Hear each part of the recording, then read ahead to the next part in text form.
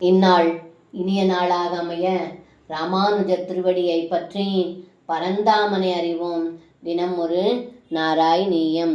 ததாஹசிதமுத்திதம் த்ருபத நந்தனா பீமயோ ரபாங்க கலயா விபோ கிமபிதாவதுஜ்ரும்பயன் தராபர நிராகிருதௌ சபதி நாம பீஜம்பபன் ஜனார்தன மருத்புரி நிலைய பாகி மாமயாத்.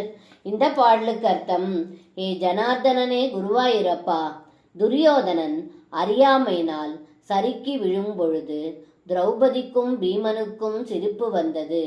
அப்பொழுது தாங்கள் தங்களுடைய கடைக்கண் பார்வையால் அவர்களுக்கு சிரிப்பை வளரச் செய்தீர்கள்.